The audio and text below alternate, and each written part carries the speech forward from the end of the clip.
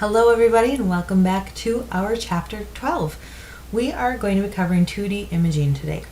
Now 2D imaging is basically what we're used to seeing. It's what we do. It's the pictures that show up on our machine. Those are 2D pictures. And so we're going to learn today about 2D imaging. We're going to learn about the transducers that make those pictures. We're going to start off with some old school transducers, some that you'll never see. And then we're going to talk a little bit about modern day transducers and how they work. But we want to see how kind of where we evolved from, and then be able to compare and contrast some of the features of each of the transducers. So we're going to pay attention to a lot of the details about how the transducers are made.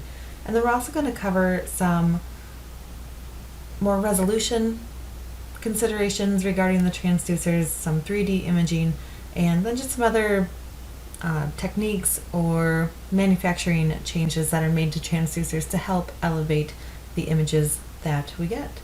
So let's go ahead and get started.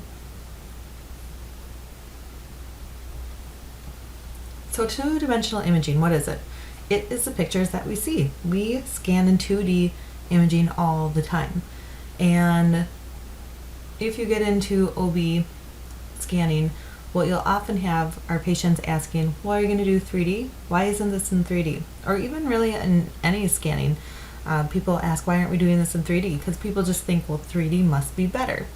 And it's technically not for ultrasound. There are a handful of applications that 3D is actually maybe kind of useful for, but we're used to using 2D imaging for our diagnostic criteria. This is how we take our pictures. This is what we're used to looking at. This is what the radiologist does all of their diagnosis off. So two-dimensional imaging is what we know.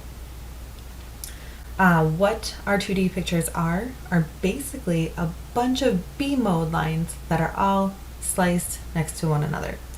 So let's go to the whiteboard real quick.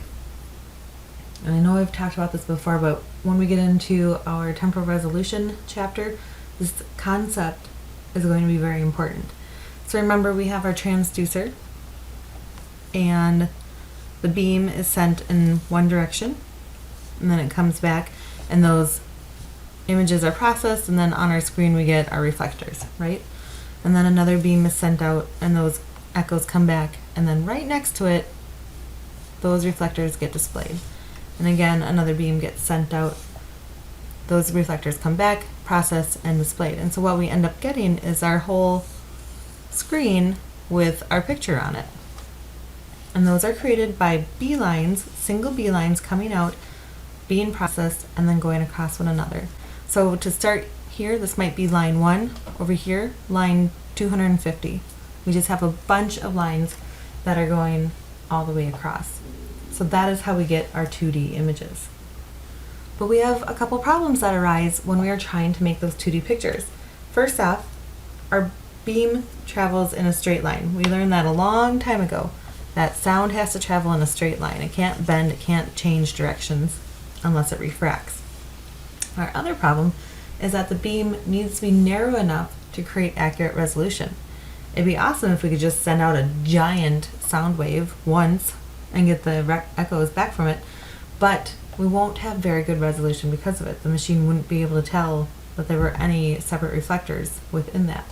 So we need to figure out how can we make the sound travel in a different direction and how to make it narrow enough. And so that's really what we're going to be covering a lot of today.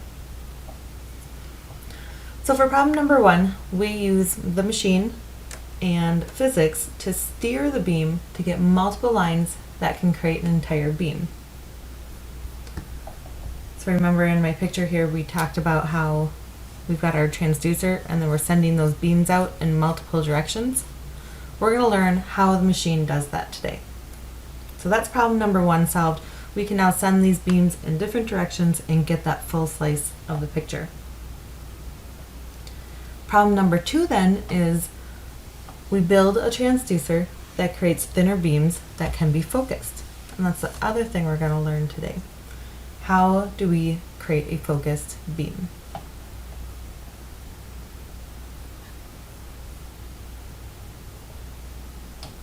So as we go through all of the different types of transducers that we have, I suggest that you make a chart just to have with you. This would be great for your cheat sheet. Make a chart that has all of the transducer names on it, and then have a spot to write down what the shape and the number of active elements are, so the crystals, what do those look like for each transducer? How is the beam steered? Your options are going to be mechanical or electronic.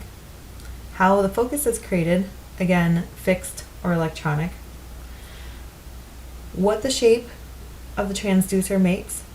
So we know that different transducers have different picture shapes, rectangular, sector, vector. We have different views on that.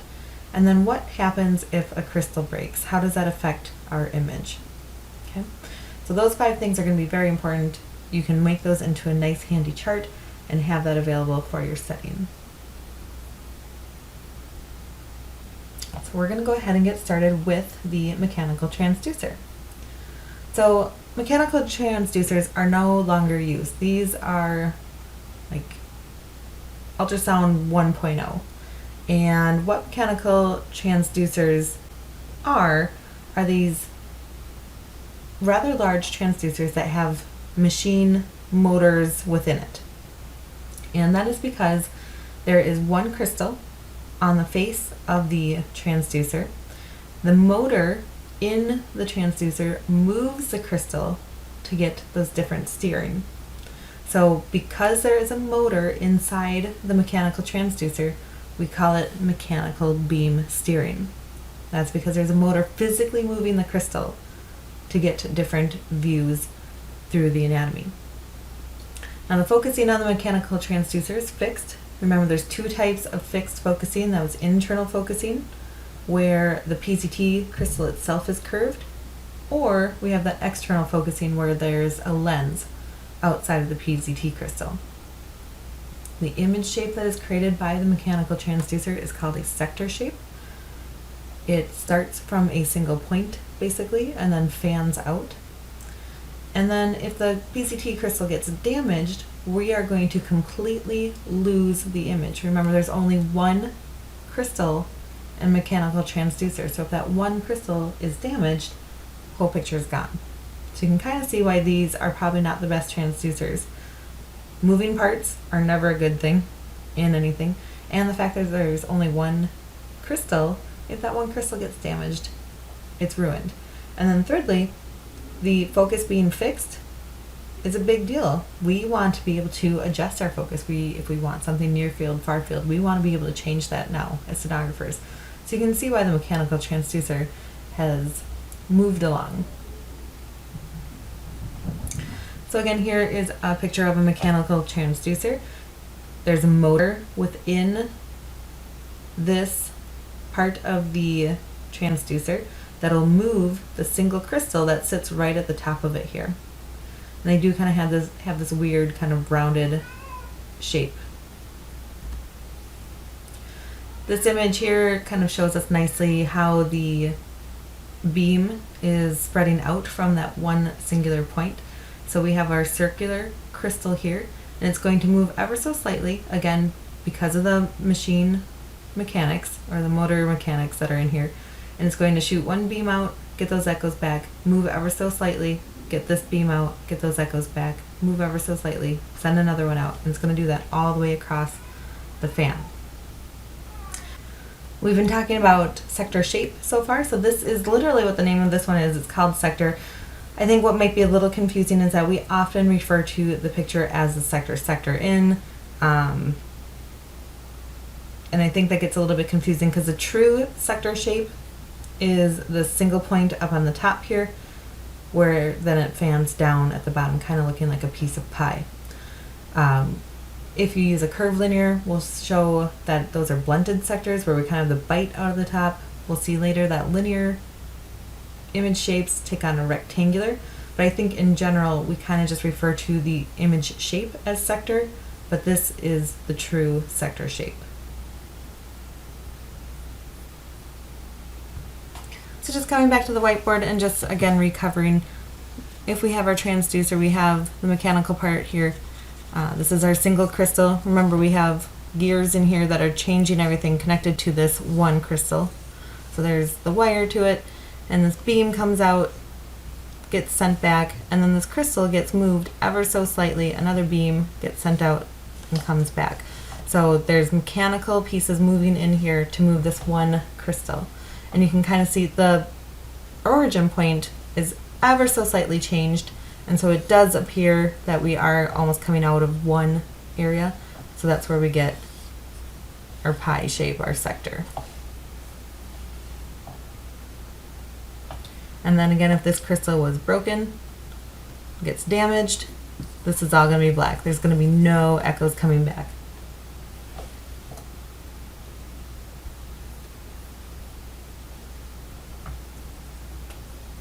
So that is our first transducer. That is kind of original design of ultrasound transducers. What happened then is that we figured out, well, one crystal isn't the best mode, and what can we do differently? So we figured out multiple crystals are going to be better for resolution. Multiple crystals are going to have more variety. We can change how we focus them, and we can just do more with the beam in regards to resolution. So that introduced the idea of the transducer array. So an array means that there are multiple elements that have adjustable or multi-focus, and that or is very important because we are going to learn about a transducer array that is multi-focus but not adjustable. So keep that in mind. Array is going to be a transducer that has multiple elements, and then you have the option of having adjustable focus or multi-focus. And we've talked about this before, but just as a reminder, a channel is going to be the element, the wire, and the machine components. So remember, each element has its own wire.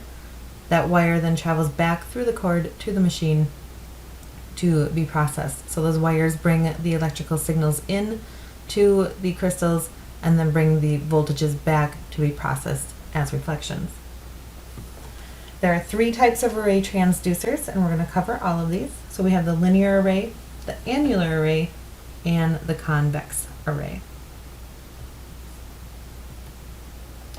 So we're going to start first with the linear phased transducer.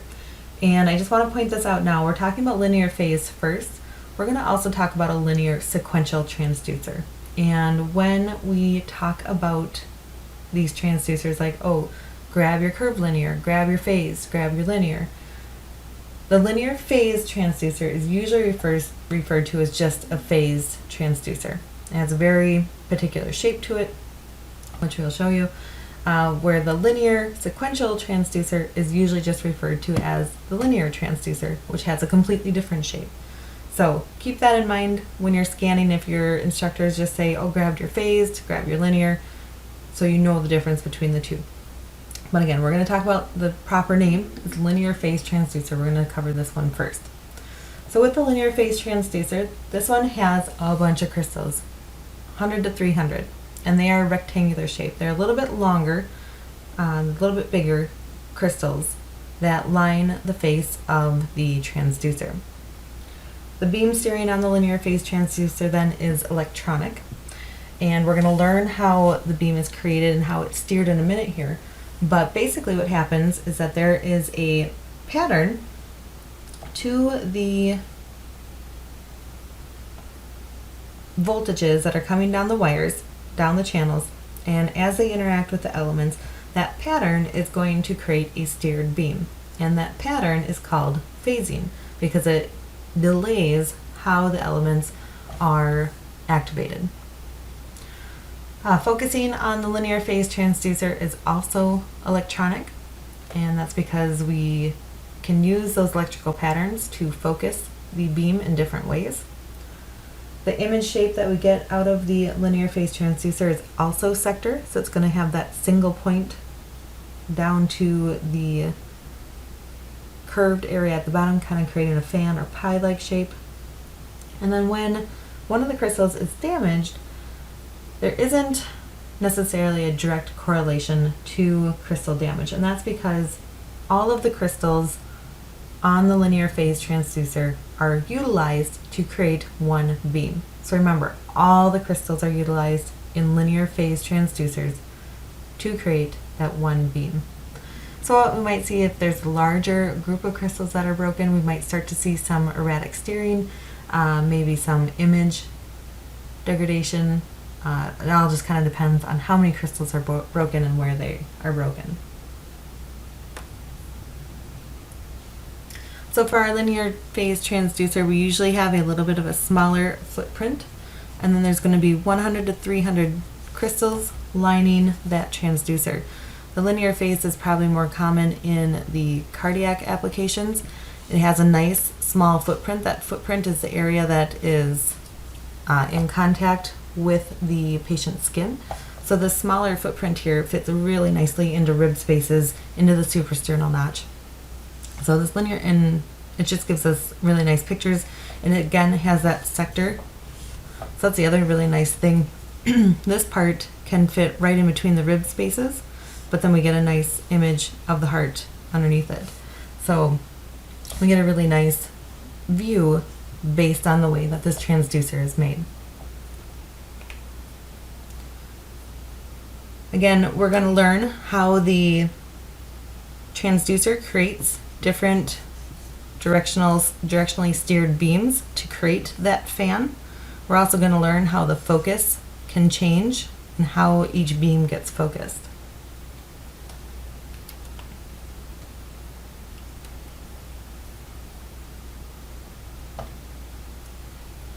So how do phased array transducers create beams?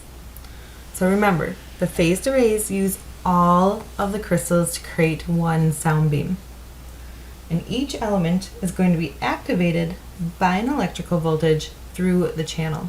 So remember, every element, every 100 to 300 of those elements has its own wire, and it's going to get a voltage from the machine through a specific pattern determined by the machine. And that pattern is going to determine if the beam created by the transducer is going to be steered, or will it be focused? Or both, technically both, because that's going to create a better pictures. But we're going to go step by step here. So first we're going to talk about steering. So you can see in this picture here, I have a transducer that has 7 elements, just as a representation. These little orange ovals represent our voltages coming down.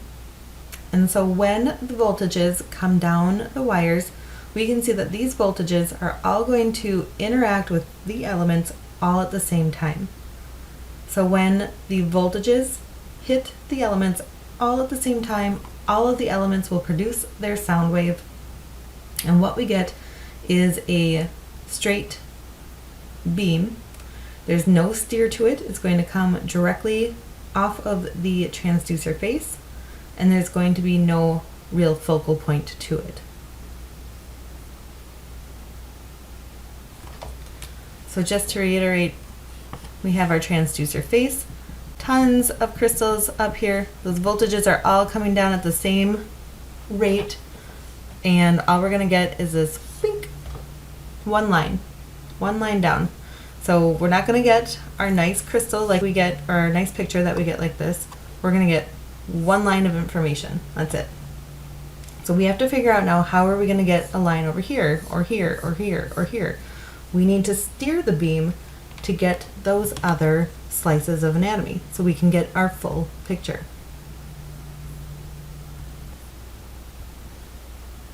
Okay, so when we have a straight line of voltages, remember, we are going to have no steer to this and no focus. All the elements are activated at the same time.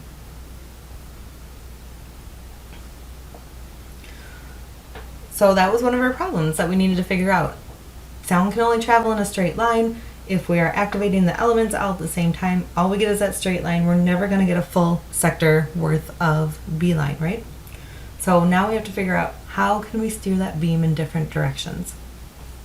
So if the machine was unable to create those patterns, all we would ever get is one beam directed straight from the transducer face. We would never get any more of an angulation to get the rest of the anatomy, right? So the big part of this phased array is that there's going to now be phasing introduced to those electrical patterns, so so we can start to see different areas of the anatomy. So when we are talking about beam steering, you are going to see a pattern that introduces a slope. So remember, our non-steered beam had them all level. They were all at the same level. Beam steering starts when there is a slope. And I'll show you how to figure out how the beam is steered, but it does get determined by which element is activated first and which element is activated last. So let's take a look at another picture here. So here we have a left steering, no focus beam. And here is our slope. This looks very different from our non-steered beam, right? Remember, those were all the way across. Our steered beams are going to have an angle. And what this means then is that our rightmost crystal is activated first, and then there's a phased delay for the timing of the rest of the crystals to be activated. So we can see this crystal is next, and then this one, and this one, all the way to the leftmost one. Now when we are trying to figure out which direction a beam is being steered, all you need to do is connect your first element to your last element with a line. Just draw a straight line connecting the two, and then draw a perpendicular line straight out from it, and that'll give you the direction that the beam will go. So this beam, connect this to this straight out, and we can see that this is a left steered beam. So again, if we have our crystals on the bottom here and our sound is coming down like this, all we need to do then is connect the first to the last, draw a line, and then a perpendicular line straight out from it. And that's going to tell us that this is a left curved beam. Now the angle of that slope then depends on the angulation of the beam as well. And this isn't anything that you're going to calculate or anything. Again, this is the machine doing this unbelievably fast, but we might have a pattern that looks like this, and that's going to send that beam out like that. The next pattern that comes down might look like this, and then that next beam comes out like this, and then until we're horizontal again, and then we get that straight line out. So each beam that comes out has its own angulation pattern. And all of these, if we connect our first to last for this one, or even our first to last for this one, we can tell that it's going to be a left steered beam.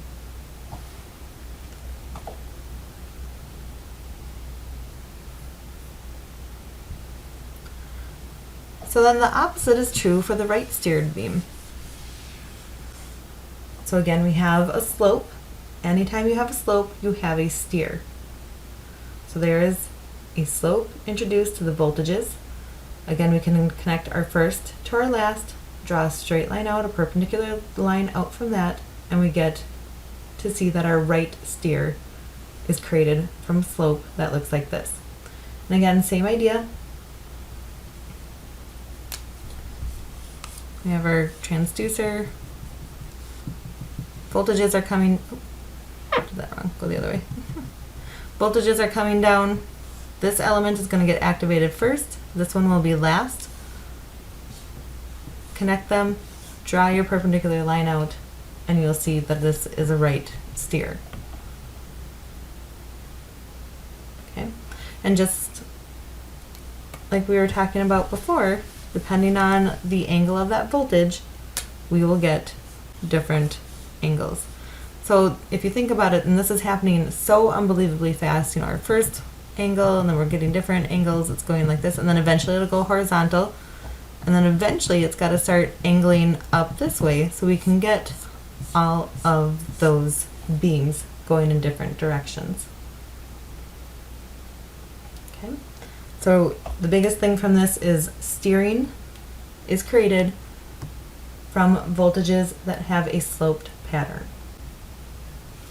But you may have noticed from our pictures that none of our beams were focused, and we know that beam focusing is huge for the resolution and detail that we can get in our pictures. For that lateral resolution, that's really what we're concerned about with focusing, right? So, is there a way that we can focus these beams?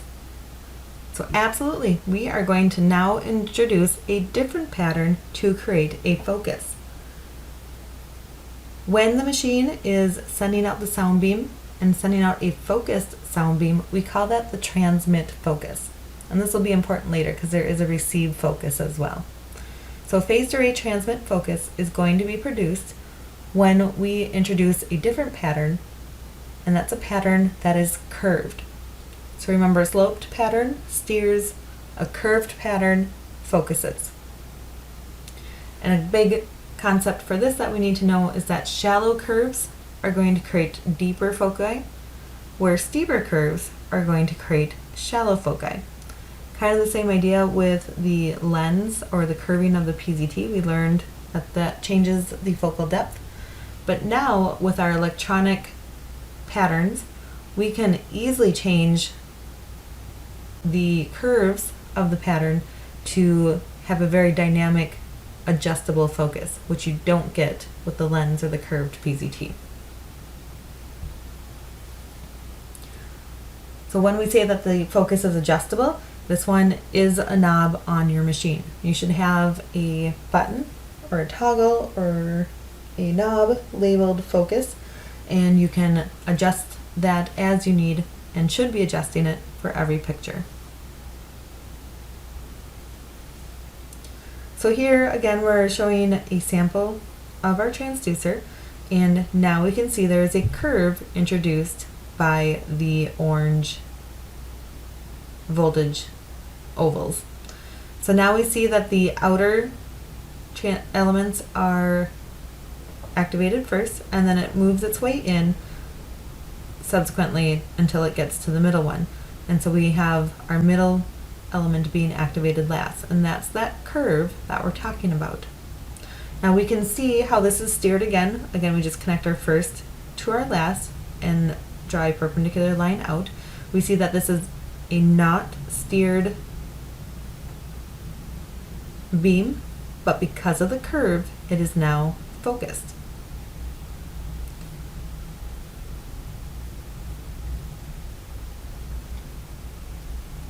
If we compare this kind of shallow curve compared to this curve, which is very steep, remember that shallow curves create a deep focus, where steep curves are going to create a shallow focus. We can still connect our first and our last element, see that this is a non-steered beam, but we have that curved pattern creating a shallow focus.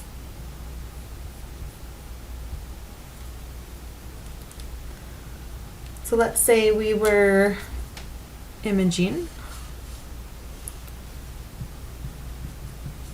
and we want our focus, we're looking at something super shallow in our field here, right? So our focus is really high. We are going to have a very steep curve. That means that these elements are activated first, and then these ones, then these and these, till we get to our center one. And so that those sound beams kind of create this shape then, that V shape that we get, and then it'll start to diverge out. To know which direction this is going to go, again, we connect our first and our last voltage with a straight line, draw a line that's perpendicular coming out of it. So we will see that this beam is straight down, but now it has a curve or a focus.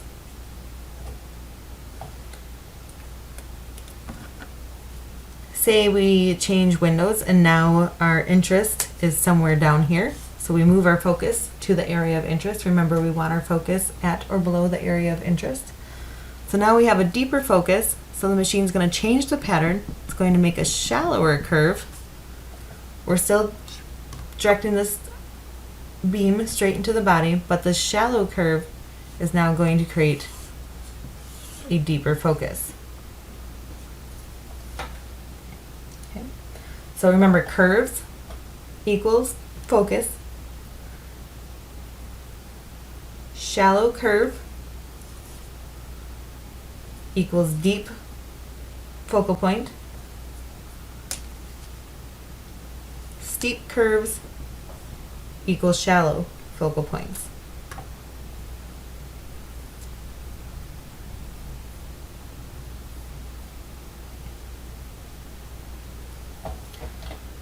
So it's fine and dandy that we can create steered beams and that we can create focused beams.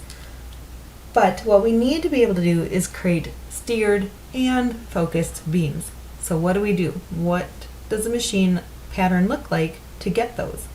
Well, remember, slopes are steered, curves are focused. We can actually create a sloped and curved pattern. And when we introduce that curved and sloped pattern, we get a steered and focused beam. So we can see in our examples here, we now have a curve introduced. Our first element is actually going to be activated over here, and then this one, and then this one, and then we're going to jump to this one, and we're going to work our way through. And so we still get that curve to create the focus, but now we're having phase delays on our elements. And so when we add that curve in, we know that our beam will be focused. We have a slope from that first element to the last element, so we also have a steer.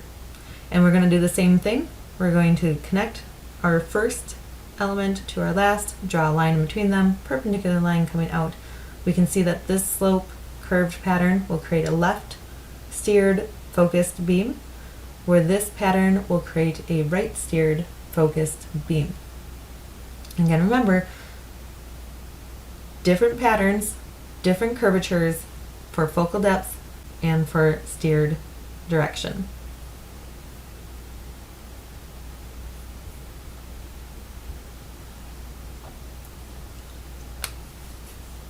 So just to draw it again, we have our elements. When we introduce that curve, we still have our slope, so we can figure this one out. Connect our first and our last with a straight line. We know that this is going to be a right steered beam, but because of this curve, we're going to see that it's focused coming out. And it's the same idea that we talked about before. These are our elements. If we have a super steep curve, or do we have a shallow curve that's still sloped? That is going to change the depth of our focal point. And this slide just kind of shows us something that's rather clinically irrelevant, but we can defocus the beam, and we can defocus the beam by creating a D-shaped. So now we are activating that element, that middle element first, and our outer elements last. And what we end up getting is just a giant, wide, diverging beam right out of the get-go, which offers us really no clinical significance. So this is going to be steered straight down because we can see that our first and last elements are going to be activated at the same time. So we get a straight down beam, but all it does is instead of focusing, it just diverges right away. And so our beam just widens instead of ever having a focal point. So not very helpful for ultrasound.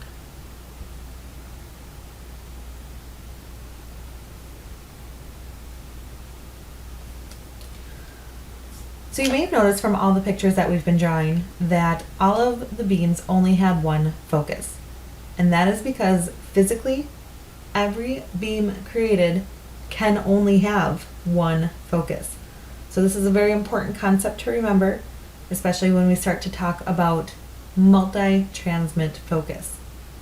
And multi-transmit focus is us as a sonographer telling the machine, I have multiple areas that I want a thin beam at. Make it happen. And the machine's like, whoa, I can only create one focus per beam. What do I do now?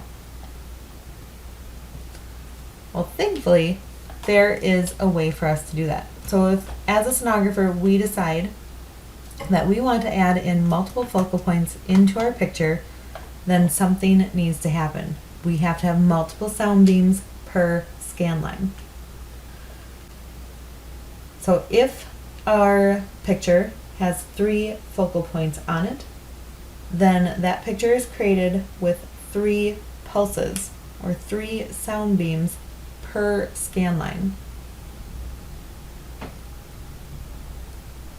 And each of those pulses is going to have its own pattern to create those separate focal points. So remember, our shallow curves create deep focal points. Our steeper curves create shallow focal points. And now this concept is going to be important when we talk about temporal resolution, but that is for another chapter. So just to kind of draw this out again, to visualize it, we have our transducer. And we have our image here. And let's say there's just really interesting stuff at all the levels. So we have a focus set here, here,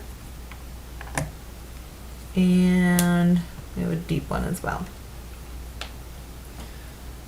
So remember, every scan line is created by one pulse. We have to wait for that one pulse to come back, and then the machine will move on to the next one. When we introduce 3 focal points, now the machine has to create 3 pulses per scan line. So what's going to happen is we're going to send down the curve for our first sound beam, comes out, goes back.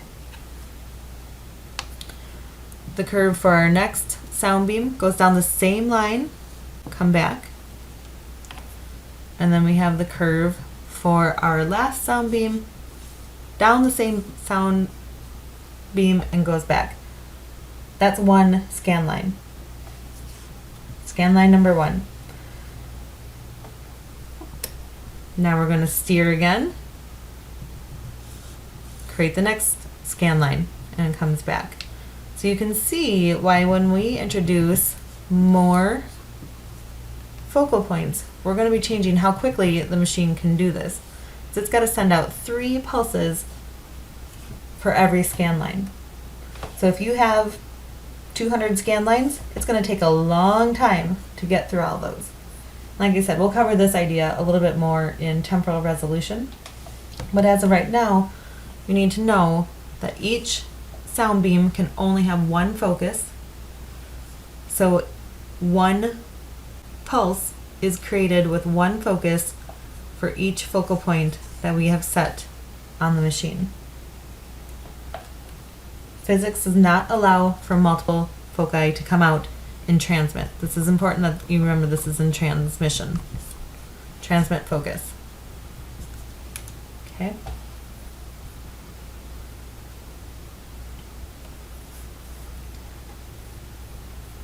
It's important that we remember that that is transmit focus, because now we're going to switch to a concept called dynamic receive focusing.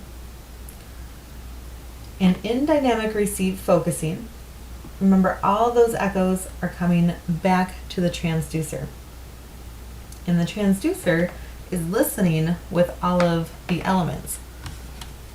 And as those echoes interact with all of the elements, they are all going to produce voltages. Well, if you think about it, those voltages are going to interact with the elements and send voltages back to the machine. So now we've got all of our echoes coming back, right? They interact with these elements. What happens if all of these elements receive echoes at the same time? Well, now we're going to get voltages going back to the machine all at the same time. So now this voltage that's returning is going to appear unfocused to the machine. So the machine can change how it processes these voltages coming back, and it can say, nope, we want to hear these in this pattern, and we're going to focus those voltages in this way. And so now we're going to get a better image because of it. So dynamic receive focusing works basically the same way in that the machine changes the pattern of how those voltages come back into a curved pattern. And with that curved pattern, we will get focus during reception. However, it is dynamic receive focusing. And whenever you see the word dynamic, dynamic means that something can change. And it changes a lot when we're talking about dynamic receive focusing. And so what ends up getting introduced to the dynamic receive focusing is that the machine is actually able to hear the voltages from different depths in different ways. So it can choose that these echoes from this depth get this pattern of focusing. The echoes from this depth get this pattern of focusing. And the echoes from this depth might get this pattern of focusing. And so in dynamic receive focusing, we can have multiple foci coming back.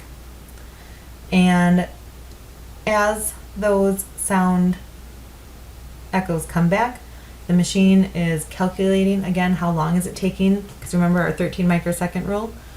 It's going to know that these red ones are deeper, they need a different pattern to be displayed well. Our purple ones are super shallow, those need a different pattern to be displayed well. Okay, so dynamic receive focusing again is nothing that you can change. It's something that the machine, the manufacturers of the transducer create. It's nothing that you can change, but in the end what you need to know is that the machine changes how the voltages come back into it by focusing, and the focal points are changed continuously, and they're changed based on depth. And so we can actually get multiple focal points of voltages coming back in. So remember, transmit focus can only have one focus per beam. We can have multiple foci coming back in dynamic receive focusing.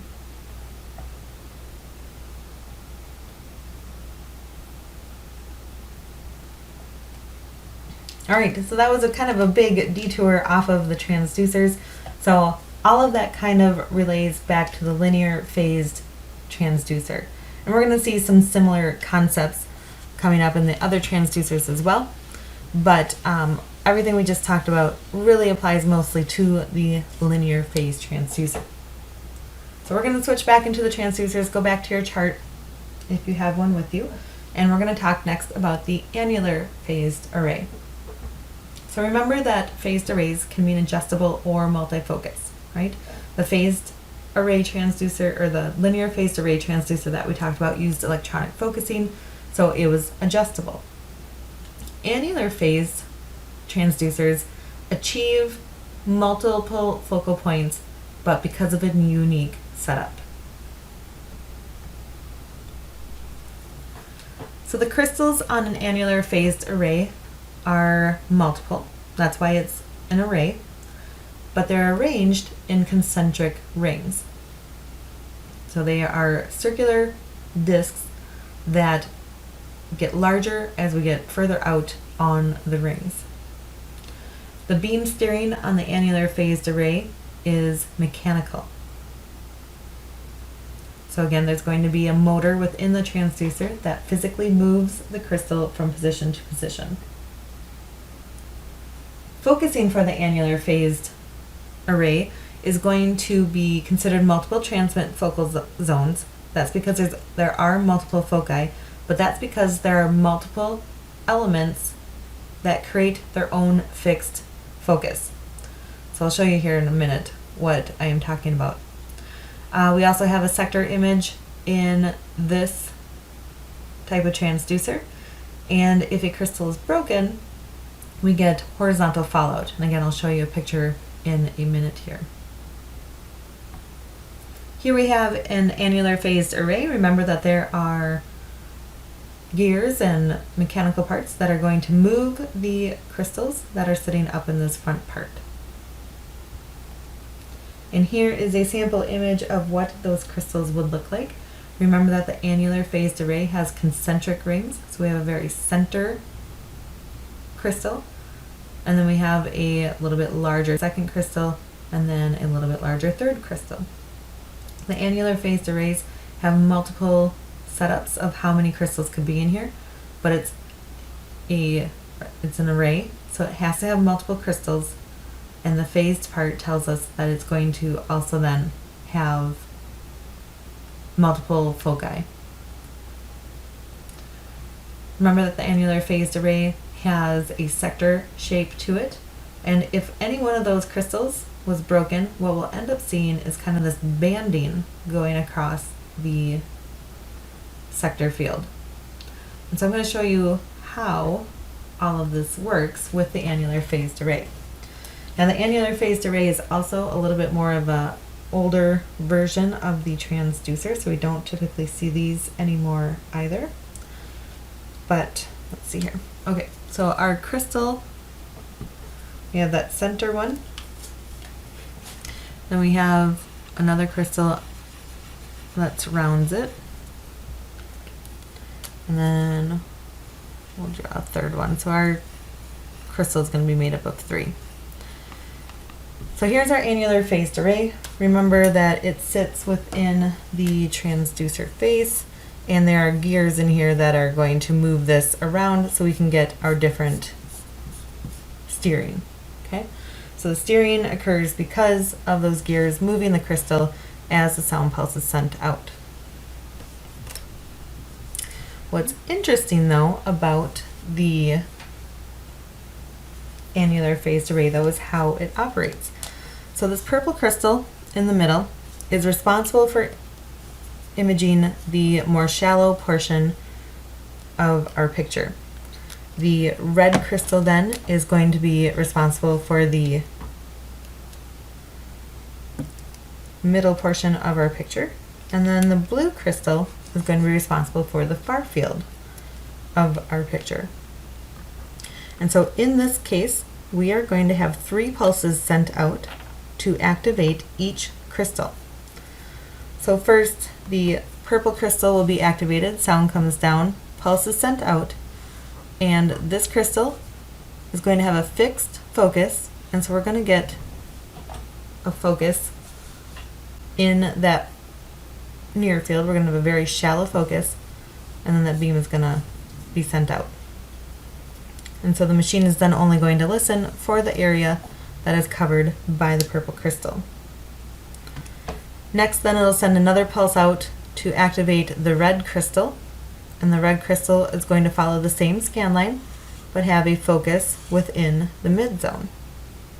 And so then the machine is only going to listen for echoes that come from that mid portion. And then third, another pulse is sent out from the blue crystal. This one is going to have a focus in the deep zone. And the machine will then only listen for echoes that come from that deep part. So just to reiterate,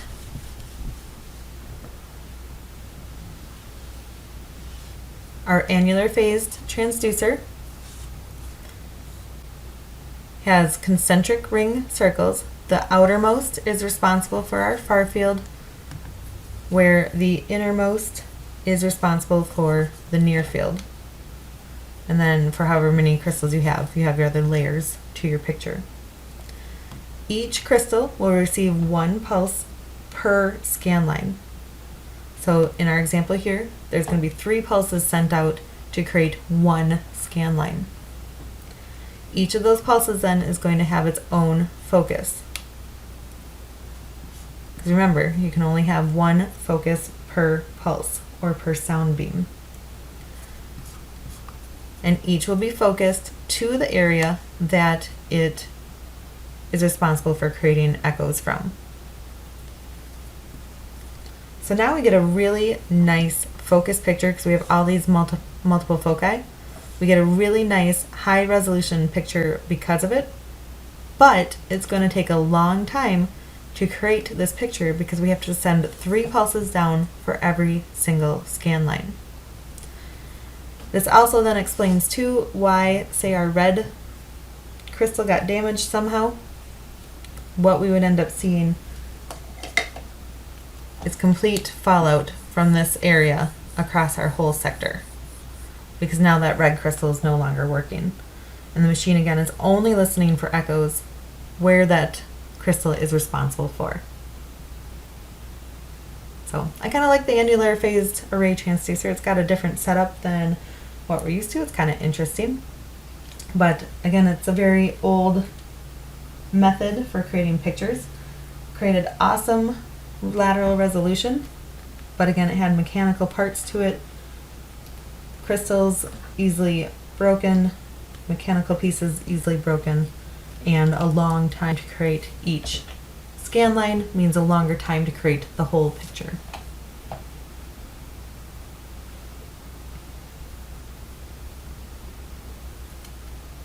All right, so those are our two phased array transducers. Remember, we had phased, linear, and convex types of transducers. So we're going to switch to the linear sequential transducer. So the linear sequential array transducer has multiple elements on the face of the transducer. That's why it's an array.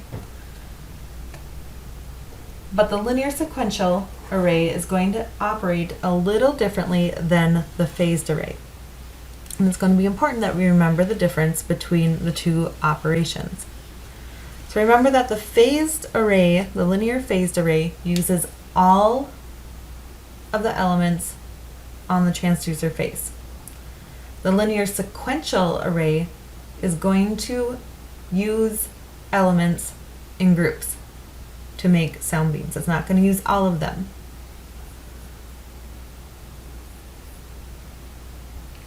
So we'll see some more pictures of this in a minute. But remember, our phased array, 100 to 300 crystals, they're really long. All of them get used to make one sound beam. In our linear sequential array, we have a much longer transducer face. Again, we're going to have lots of crystals on the front of it though. But this time it's only going to use this group to make this, it's only going to use this group to make this beam. And then it's going to use this group to make this beam. And then this group to make the next beam. So phased array uses all, linear sequential fires in groups. But it does it in a sequential order where it's going to start at this side and sequentially work its way to this side, creating then the whole picture.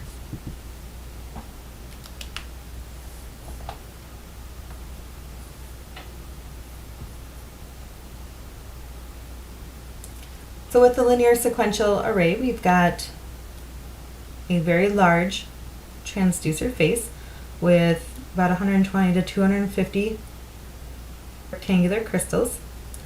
The beam steering and the focusing is electronic. It actually utilizes kind of the same elements of phased array steering and focusing. The picture, however, that we get from the linear sequential array ends up being rectangular shaped. And if a crystal is damaged, we get vertical dropout. So I have a handful of pictures that we are going to take a look through just to kind of revisit some of the concepts that we just talked about. So here we have the linear sequential array. This one has a very wide footprint. And our linear sequential arrays are typically used for more vascular work, so we can get kind of a larger field of view. They're also really nice for small parts, for more of our high frequency transducers. So remember that our phased arrays kind of had smaller footprints, where our linear sequential arrays have much wider footprints.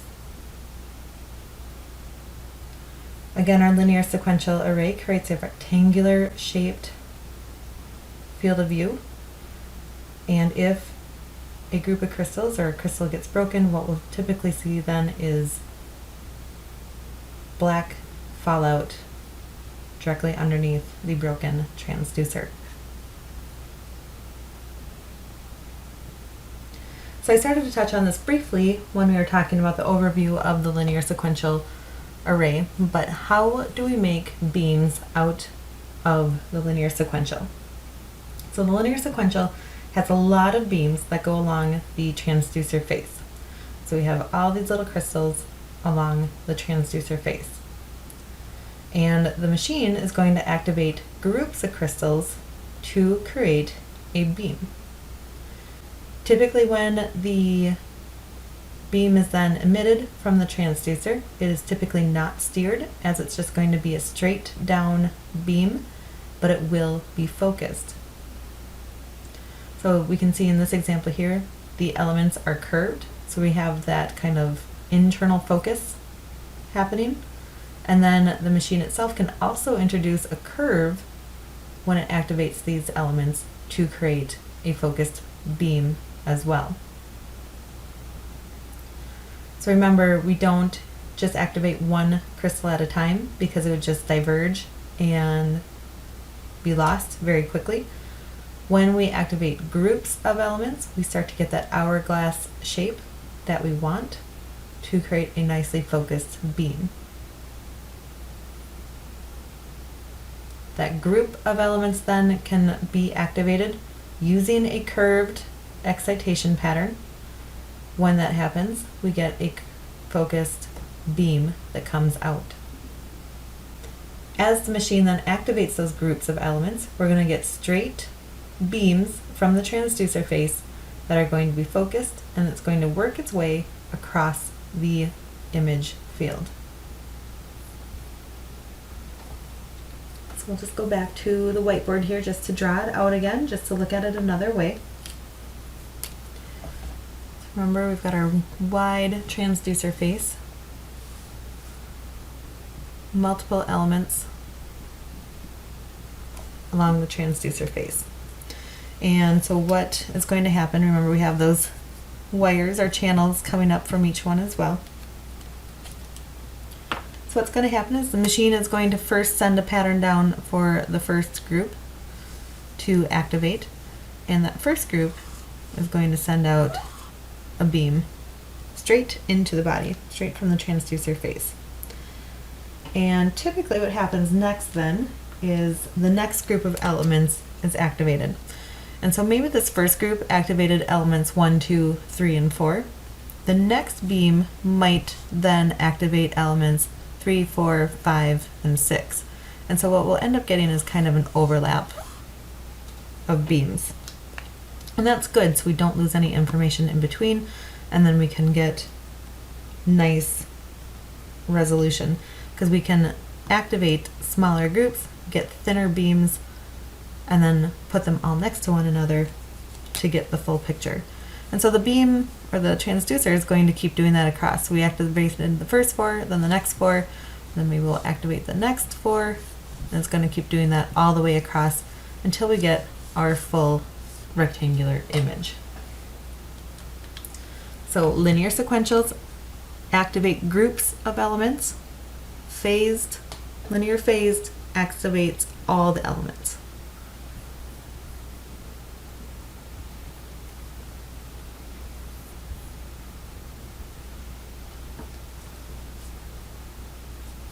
So typically when we use a linear sequential beam, they are going to be not steered. The image created is rectangular. The area that we see is exactly as wide as the transducer is. So if we have, when we're using our linear phased array, the anatomy that we see sits directly underneath that transducer face. Compared to the phased array, we get not a lot of anatomy right at the top, but we get a very wide view compared to the transducer face in the far field. So we don't typically worry as much about linear sequential steering in the grayscale mode because our pictures are typically rectangular.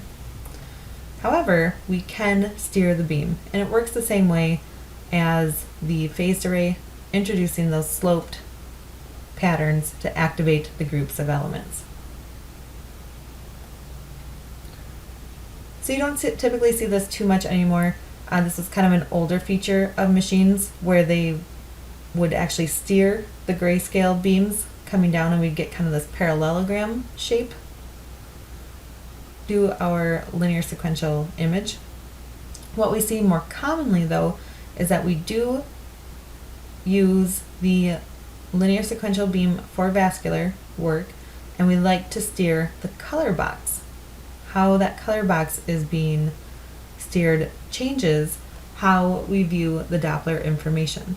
And so in our linear sequential beam, you can see the rectangular piece behind it here. So the crystals that are creating the rectangular B mode picture behind it are not steered.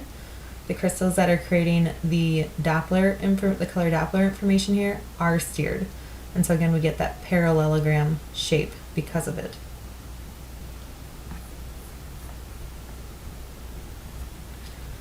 So back to our example.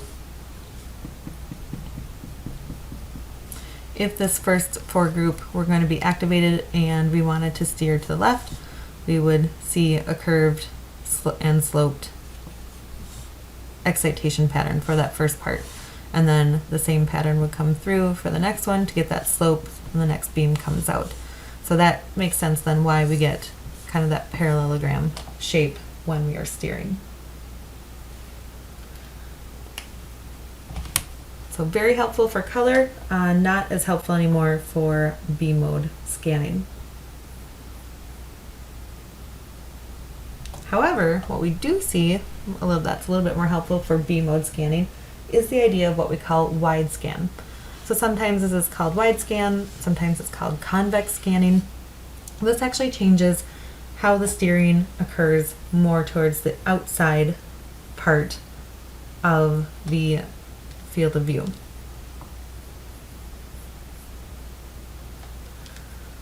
So back to our transducer, and this is typically seen again with linear sequential transducers.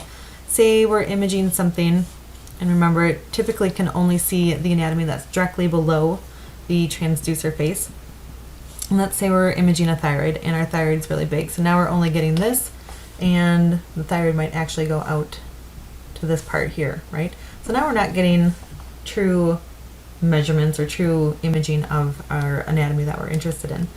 So there's usually a knob on your machine, and you can turn it on to say that you want to do wide scan or convex scanning with the linear sequential. So now it opens up your field of view just a little bit, and now maybe you can get your whole anatomy on there that you were trying to get. So what happens with this then is that these elements that are responsible for creating this half over here get steered out, and the elements over on this half get steered out towards the right. So now we're introducing some slopes for the outer parts, and then these ones are still going straight down, and then they start to get steered out. The only kind of bummer part about this is that as we steer out, we have these gaps that sit in between our scan lines, and so we do lose a little bit of lateral resolution when we turn wide scan on because of that. We have those gaps in there, and the machine kind of has to guess at what's in between there. So typically, for better resolution, we only scan in our standard rectangular format. If there's anything that you need to see just beyond there, maybe for a couple pictures, very common to turn that wide scan on for a couple pictures.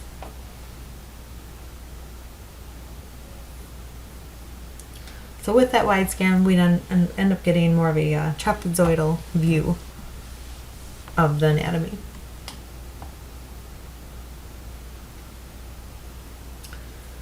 All right, we're moving on to another type of transducer, and this is called the convex array. The convex array is the very standard transducer that is used for abdominal work. The convex array has a curved face, so sometimes it is known as the curved array or the curvilinear array. And it operates very similarly to the linear sequential array, but now because of that curve to the transducer face, we start to see a different shape take place for the image. So the convex array also has about 120 to 250 rectangular crystals that follow the curve of the transducer face. Beam steering and focusing are electronic, work the same way as the linear sequential array. Image shape, we call it a blunted sector. So remember, our regular sector shape looked like a pie. The blunted sector looks like somebody took a bite out of the pie. And just like the linear sequential array, we have vertical dropout with the convex array. So here's our convex array. The front of the transducer is curved, it's convex, so it bows out. The crystals then also bow out along the face of the transducer.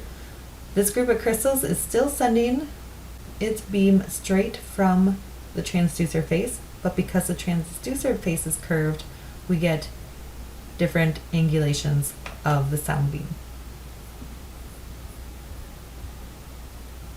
So again, we're still using groups of crystals to send one sound beam out, just the same way that we do for the linear sequential. But again, because the face of the transducer is curved, we get angulated beams. And then we do call that picture a blunted sector. Remember, it looks like there's kind of a bite out of the pie here. This is just following the face, the shape of the transducer. If a group of crystals is broken, what we get then is vertical fallout. And remember, because these are curved, following the curve of the transducer face, it is going to follow the vertical line created by that group or crystal that's damaged. So it's not going to be straight up and down like this. It's going to follow that path that that crystal would have taken.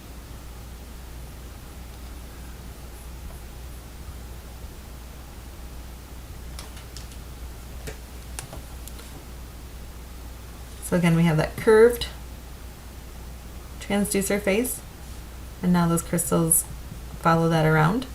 This first group of crystals is going to shoot out this way, the next is going to go like this, and this is how it creates a nice wide sector.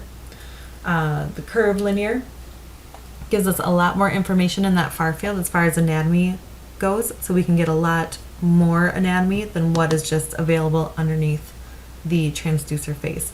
So this is commonly used for OB and abdominal work because we can get more of a global view of the anatomy in the area.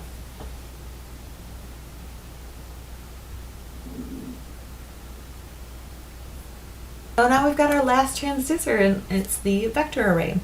So the vector array works very similarly to both the sequential and phased array transducers.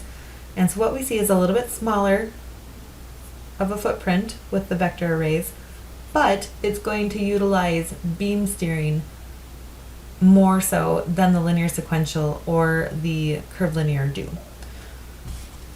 So just show you real quick here. So remember our phased array, all those crystals, one single point, all the crystals are activated to create one single sound beam, right? And that gets steered into multiple directions. Our linear sequential uses groups, and we typically don't steer those beams. So we either come straight out of the transducer face on our linear, or we follow the transducer face on our curved linear. The vector, again, is going to have a small footprint, lots of crystals, but now it's still only going to use groups of crystals, so that's how it's like the linear sequentials. It uses groups of crystals, but it's going to utilize steering more so from using those groups of crystals instead of just having straight out beams, because we wouldn't be able to see very much if it just did straight out. So the vector transducer combines our linear and our phased array transducers.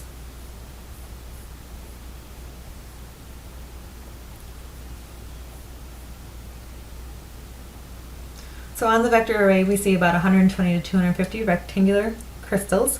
Again, it has a very small footprint. The beam steering and focusing are both electronic, using the concepts from the linear phased array transducer, but activating crystals as linear sequential does. The image that we get from the vector array then is trapezoidal, again because it's following the face of the transducer, so we get a very small footprint, small near field, but because of the steering we get a very wide sector shape on the far field.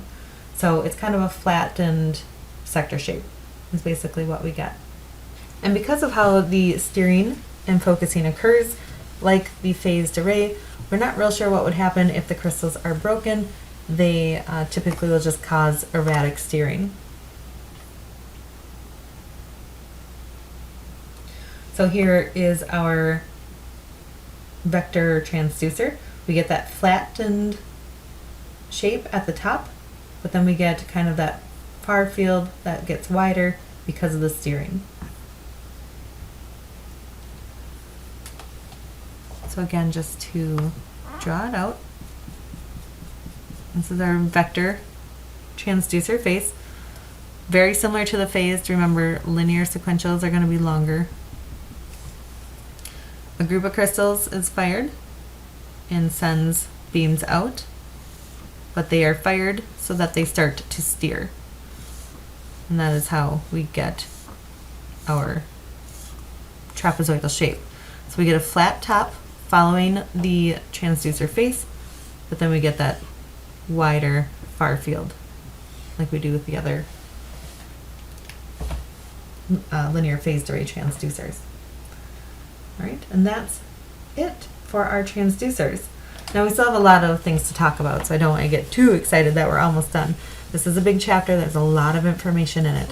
That's why I think making those charts is going to be very helpful for you. And then you can make kind of side notes as we talk about the rest of this stuff here. So we do need to talk about a few more concepts regarding transducers and how they create images and what considerations go into making a transducer. So, elevational resolution. Elevational resolution is another dimension of resolution. We've already talked about axial resolution and we've talked about lateral resolution. So now we're going to discuss elevational resolution. An elevational resolution is also known as slice thickness resolution.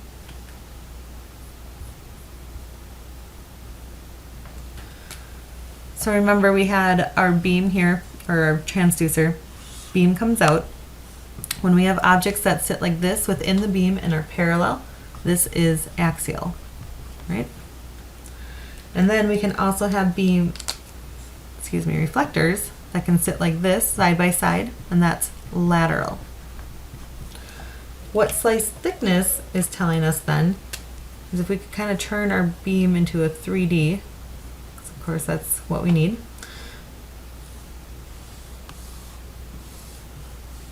Oh, this is an awful drawing. Okay. What this is now telling us is what about above and below one another? What about the width of the beam? How far do these reflectors need to be separated out? And that is going to be our elevational. Okay. So it's the third dimension. When we talked about our X and Y and Z axis, we're getting that third dimension, that Z axis is our elevational resolution.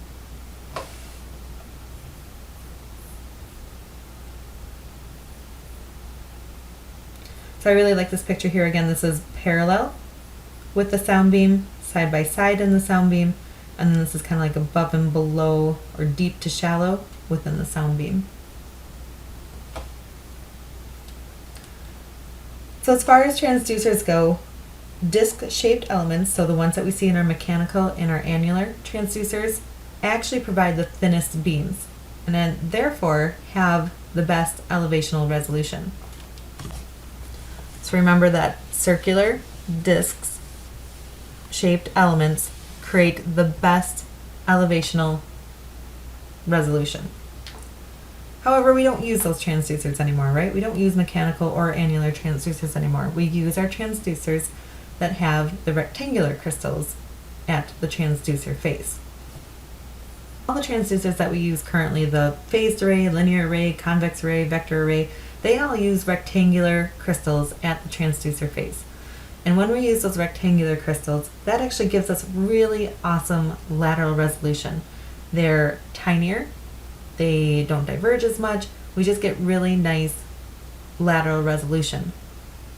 But it has no bearing on what the elevational resolution is.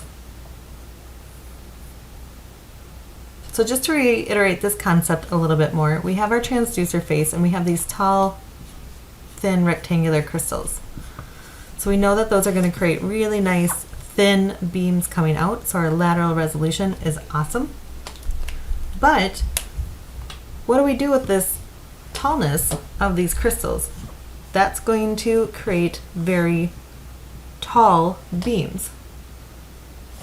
And so now we need to have our structures very far apart so they don't interact with one another in this width or thickness of the beam as it comes out.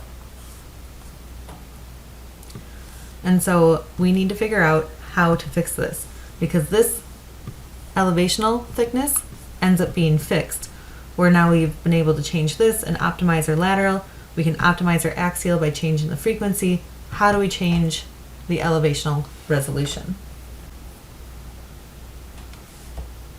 Figured out, if we cut those crystals into parts, we can then create what we call a 1.5D array. So when you see the term 1.5D array, you immediately need to think elevational thickness. And so this is how we have figured out to optimize how tall the beam is. So with the 1.5D array, we not only have crystals now that are going across the transducer face, but now we have crystals that are going up and down the transducer face. And because of that, the machine can then activate smaller elevations of crystals to create a thinner beam.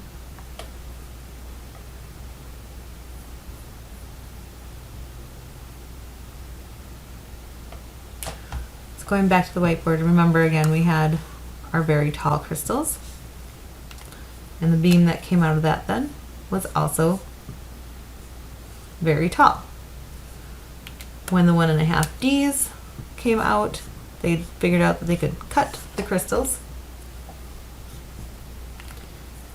and now we can use maybe these middle two here to get a much thinner beam. So you can see how minimizing the up and down, or the elevational thickness of the crystals, changes the shape or the thickness of the beam.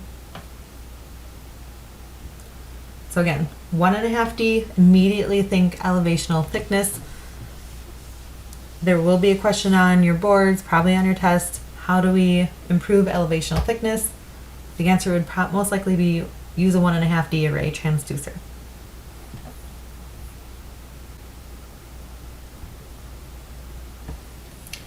Another concept of imaging that we need to talk about, and I touched on it briefly at the beginning, was 3D imaging. Again, quite often patients feel like 3D must be better, but it's not. It's just not how we operate in ultrasound. We use those 2D images to get our diagnostic pictures. 3D imaging is still relatively new. It's getting better. Every time a new machine comes out, it has even better, more realistic 3D images. We're finding new ways to use the 3D imaging, but until it becomes very, very good and until it becomes standard of practice, 3D imaging is not going to replace 2D imaging anytime soon. When I'm talking to patients, especially OB patients, that ask why don't we do our fetal surveys in 3D, well, it's a surface rendering. And so all we can see then is what's on the surface. We can't see into the body anymore. And so we actually lose a lot of our diagnostic information when we are looking at the 3D picture. It's awesome for like heart valves. It works really well for that. It works well for looking at the surface of maybe like the gallbladder. We use it quite often to look at the nose lips of a fetus or of the spine of a fetus. But there are still very limited applications of 3D imaging. And so let's talk a little bit about how 3D images are created. I'll get off my soapbox here. So we have the 3D transducer, And the way the 3D transducer is set up is going to be a 2D array. So we have the same amount of crystals going up as we do going across, and so it ends up looking kind of like a big checkerboard of crystals. So the way the 3D picture is created is that sound or voltages come down, activate the crystals, and it's going to scan in 2 planes at once. So it's going to get that side by side, or the azimuthal plane. So we get that side by side, and then we also get the elevational plane at the same time. And so the machine is going to collect information from multiple planes at the same time where we're at. So when we activate a true 3D probe, the 3D probe actually does have some mechanical parts into it, and it's going to use those mechanical parts to rotate the checkerboard elements to get multiple pictures through the scan plane. We can also create 3D pictures on our own by manually sweeping through the anatomy. They just don't look quite as pretty, but the beam is focused in both the lateral and elevational planes, and it's going to get all the information it needs from both of those planes.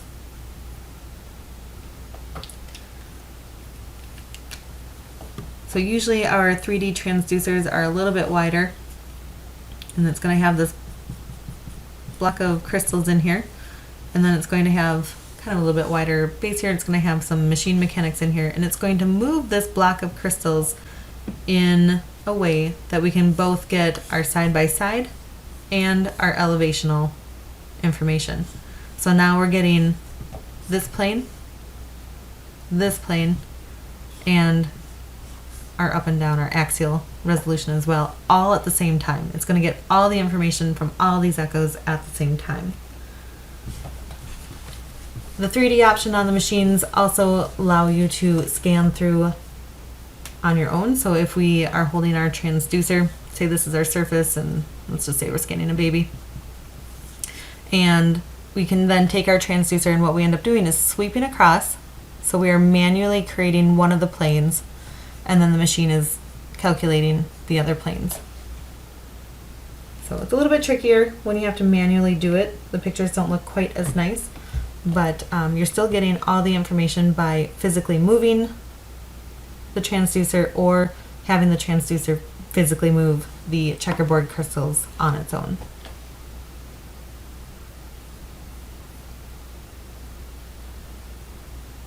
So then once all that information is received back from all 3 planes, the machine then has to what we call render the 3D image.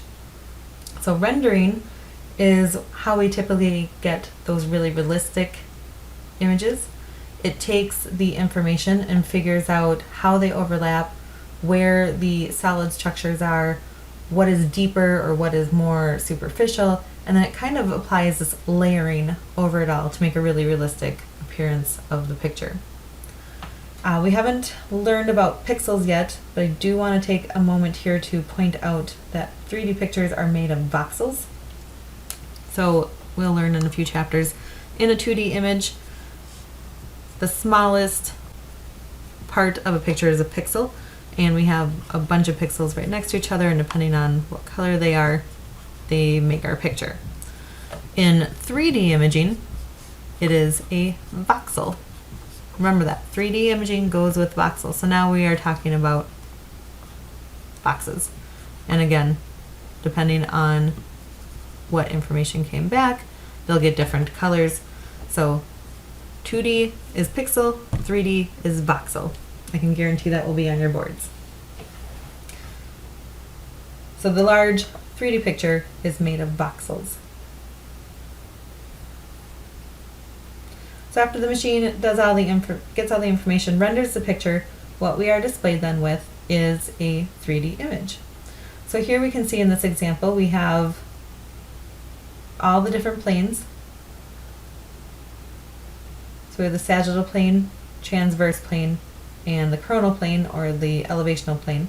So we have the 3 different planes, and then the machine renders that into one realistic picture. Again, just to point out, when we are in 2D, we can see the structures of the brain, we can see the eye sockets, we can see the probably stomach starting to develop here. We can see the bowel. This is why 2D imaging is preferred. We can see within the structures. When we get to 3D, it's very realistic looking, but we can no longer see the stomach. We can no longer see the brain because we're seeing a surface rendering of the picture. And this is why 3D imaging typically is not used. However, if the surface of something is what you're very interested in, I've seen more and more often 3D imaging of heart valves is very helpful to look for vegetation because we are interested, is there something growing on the surface of a structure? And so we can actually get a lot of information in the heart using some 3D views. You may also have heard of the concept of 4D. 4D only introduces the element of time.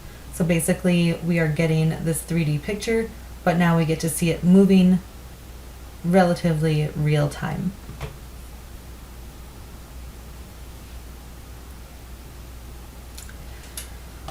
When we are creating sound beams, and we're going to talk about side lobes and grading lobes a little bit more in our artifact chapter, but it is important to kind of touch on it now because it is part of the sound beam creation. So when we are creating sound beams from our transducer,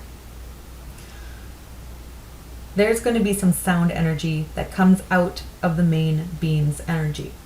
And so when we are using a single element transducer, like our mechanical transducer, what we get for that side energy, it creates side lobes. And if those side lobes are strong enough, they're going to return echoes back to the transducer that are going to be displayed. So let's say this is our mechanical transducer, because remember it's only single element transducers. And our sound beam comes out in this direction. It's a very strong sound beam. What we get off to the side of it then are these kind of side lobes that come off of it. Sound beam, just extra sound energy kind of comes off the side. And so what happens then, say we have a circle here, square here, triangle over here, just as an example, what we end up getting displayed on our picture is we'll get the circle, because that was within the sound beam, but if these side lobes are strong enough, those are going to send echoes back, and we're going to get like this like weird phantomy information off to the side. And so it kind of ruins our pictures because we're getting extra information from the sides. So side lobes ruin our lateral resolution because this stuff wasn't typically or wasn't intended to be imaged in our picture. So we get kind of that kind of ghosty looking stuff. And sometimes it just overlaps other soft tissue and it's not super noticeable. It's usually more noticeable when we're looking at more anechoic structures. And I believe I have a picture here. So again, you have the main sound beam, the main lobe, and then in single element transducers, we create side lobes. And that's where kind of what we're seeing here. We're just getting this information is from somewhere way over here. The side lobes were strong enough to produce echoes that could come back to the transducer and then be displayed. Grading lobes then are very similar to side lobes, but grading lobes are only seen with array transducers. So it's the same idea though. Our main beam just has a lot of strong sound energy. Some of that sound energy splinters off and creates these grading lobes.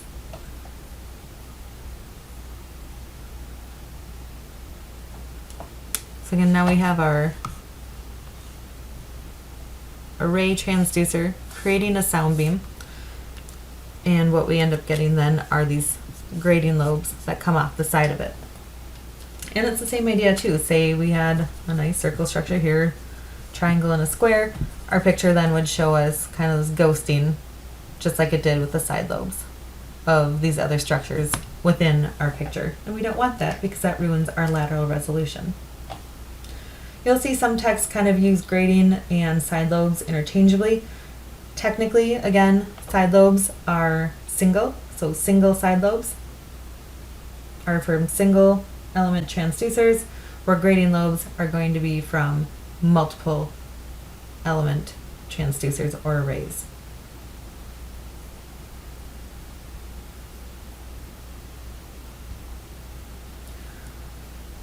Apodization then tells us or gives us a way that we can fix grading lobes. Remember, side lobes are just single elements, so those are a little bit trickier to fix, but because we have multiple elements and we're using electrical patterns to excite our multiple elements, we can use apodization to help correct for those grading lobes in the array transducers.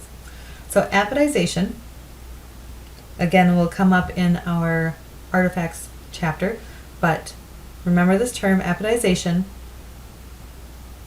corrects grading lobes by creating very strong voltages in the center and weaker voltages on the edge. To create grading lobes, we must have a very strong main beam. And if we can make the edges of the main beam a little bit weaker, chances are they are not going to produce strong enough grading lobes in which the transducer would be able to recognize them.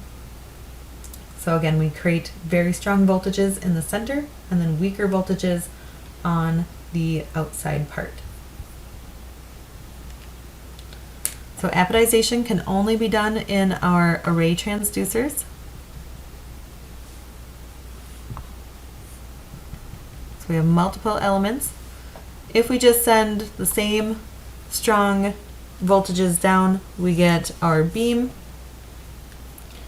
and then we get really strong grading lobes off of it.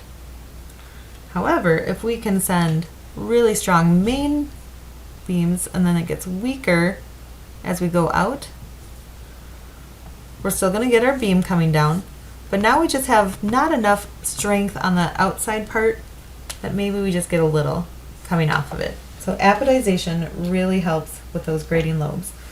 These really strong grading lobes will most likely be able to send information back. The echoes will be strong enough to create that side artifact, where these, they're going to attenuate, they're not going to do much, so we get rid of that side or that grading lobe artifact when we use apodization.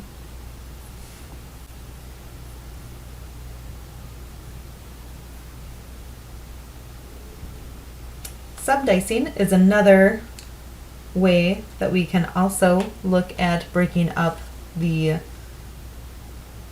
grading lobes, and we can actually also use this for side lobes.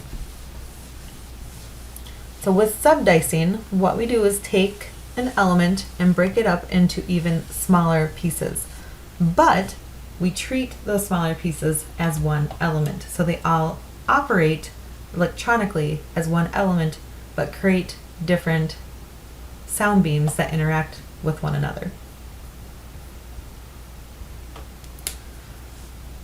So say we're looking at our single element transducer, and remember it's going to create a sound beam. Without subdicing, we're going to get these really strong side lobes that come off of it.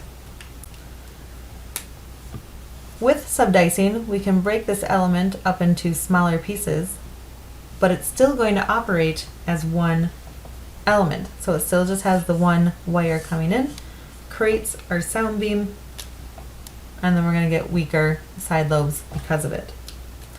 This can also be done with array transducers. So this is our array transducer face. We're going to get those big grading lobes from something like that. Or we can subdice it and split it into smaller pieces. This is still going to act as one unit, as this is one unit, this is one unit, but now because we have those smaller V-shaped spherical waves coming out, it ends up reducing the grading lobes that come off. All right, so apodization and subdicing, you should know, go with decreasing the presence of grading and side lobes. Then our last concept that we need to cover is dynamic aperture. And dynamic aperture is not going to come up a whole lot, so you just need to have a loose understanding of what we're talking about. But dynamic aperture is used as a tool to help the transducer create the best resolution possible. So we know that changing the size of the crystals changes how the lateral resolution is affected with beam divergence and all of that. So dynamic aperture allows the transducer and the machine to decide which crystals are going to be used to create a sound beam. And so the aperture is kind of considered what we consider it kind of a hole. And so we can say this is our transmit hole and our receive hole. So the machine can decide not to use all of the crystals, or it can decide to use a very wide group, or it can decide to use a very small group. And it can change the size of the hole or the grouping that it wants to use to change the resolution at various depths. Because remember, it has to do with the divergence of the beam. And so if the machine finds it necessary, it'll use less. So our last concept that we need to talk about then with transducers is dynamic aperture. And dynamic aperture is not something that you need to know a whole lot about. So we'll try to cover it as basically as possible. So remember when we were talking about lateral resolution and the size of the crystals mattered. And you can look back at the chart on page 153, and it tells us that lateral resolution in the near field is best with a small crystal. And so what the machine can do then is only use a very small group of crystals to create awesome resolution in that near field. Or it can change how many crystals it's using and open it up for better resolution in the far field. So because the aperture, or the hole that the transducer is operating out of, can change, we call it dynamic aperture. So the machine can decide how many crystals, how wide or small it wants the diameter to be to help improve the lateral resolution. On the opposite side of that then, it can also do it during receive time. So if it knows it is getting more echoes from the far field, it can change how many crystals it's going to listen for through that. Or if it knows it's getting echoes from the near field, it can change how many crystals it's going to listen for those echoes with. So the hole that we kind of refer to, the aperture, refers to how many crystals is the transducer using to transmit or receive. We call it dynamic aperture because the machine is able to change that and changes it quite often. And that, everybody, is the end of chapter 12. We are officially halfway through the book. So, with this chapter, I know it's a lot of information. This actually covers a lot of the information that is on your boards too. It's a pretty big percentage. So go back and make that chart. Those 5 things that you need to know about each one. How the crystal looks, how is it steered, how is it focused, what is the sector shape, and what happens if a crystal is broken. Those are going to be 5 key things to understand for each of our transducers. So know it for the mechanical transducer, the linear phase transducer, the annular phased transducer, linear sequential, convex sequential, and the vector array. Alright, so you have those 6 transducers that you should know those 5 elements for. You then also have to be very comfortable with how to explain steering in the phased array, explain how focusing works using those curves with the electrical focusing, and then understand the difference between phased array using all of the elements versus the sequential arrays, which only use groups, and then we have the vector array, which kind of combines the combination of them. As far as the other pieces that we kind of talked about towards the end, elevational resolution, remember that 1.5D array. That just put that in your brain now. Those go together. Those are associated. Know then too that voxels create 3D pictures. Know that side lobes are created by single element transducers. Know that grading lobes are created by array transducers, and that apodization and subdicing can help to eliminate or reduce grading and side lobes. And then know about dynamic aperture and dynamic receive focus in their most general senses, in that Dynamic receive focus can have multiple focuses that are optimized for depth. Dynamic aperture changes the amount of crystals used, again optimized for depth and lateral resolution. I think if you've got a good handle on all of that, that should be a pretty good start for this chapter. When you go back to study for your final, when you go back to study for your boards, make sure that you understand the concepts in this chapter. It's a really big piece of your examination. Let me know if you have any questions about anything. If I can help to draw something or explain something a little bit better, I would love to know. Thank you.